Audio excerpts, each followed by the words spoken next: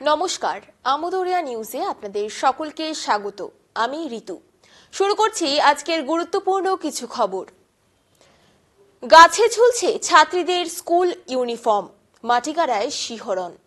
School পড়ুয়া ছাত্রীদের uniform ঝুলছে জাতীয় সড়কের ধারের গাছে। একটা নয়, ৮টি ইউনিফর্ম ঝুলানো রয়েছে। যে দৃশ্য চোখে পড়তেই কেমন শিরশিরে অনুভূতি হলো পথচারীদের।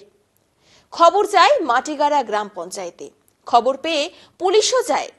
হকচকিয়ে যান এলাকার প্রায় সকলেই। ভিড় উপচে পড়ে। এলাকার কোনো স্কুল পড়ুয়া নিখোঁজ হয়েছে কিনা তা নিয়ে হইচই পড়ে যায়। পুলিশ তদন্ত শুরু করেছে। কে বা কারা এই কাণ্ড করেছে তা পুলিশ খুঁজে বের করার চেষ্টা করছে।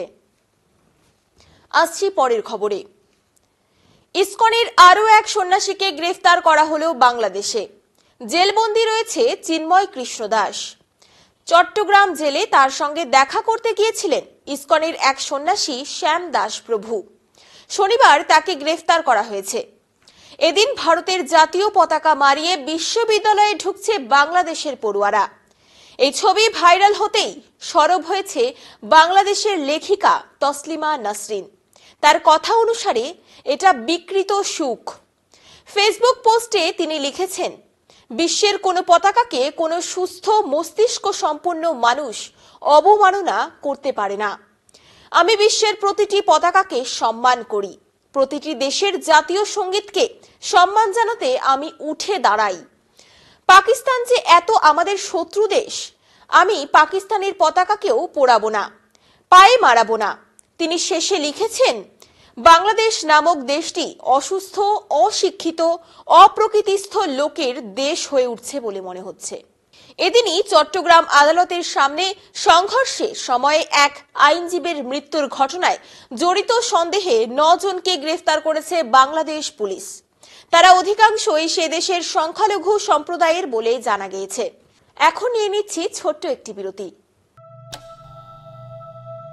যে ফ্যাশন ব্র্যান্ড শো আছে 25th of November and এটা 1st December অবধি আছে।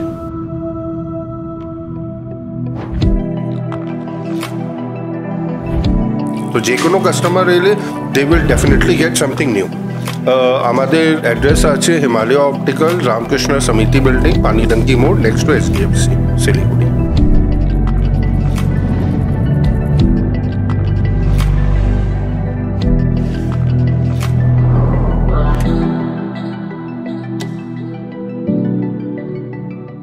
ফিরে আসলাম বিরতির পর। ভাঙা সেতু সারানো হয় না, বিপাকে রাভা বস্তির বাসিন্দারা। বক্সা ব্যাঘ্র প্রকল্পের সাউথ রাইডাক রেঞ্জের জঙ্গল ও নদী ঘেরা রাভা বস্তিতে বসবাস করেন রাভা সম্প্রদায়ের বেশ কিছু মানুষ। ভৌগোলিক দিক থেকে রাভা বস্তির অবস্থান কুমারগ্রাম ব্লকে।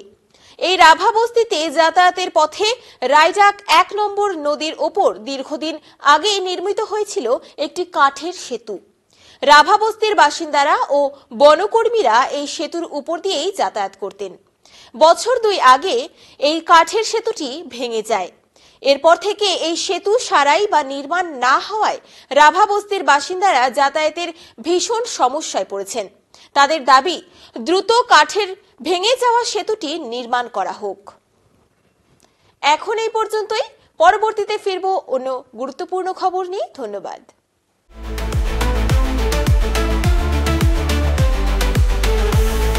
Amudoria News, Voice of the Marginal.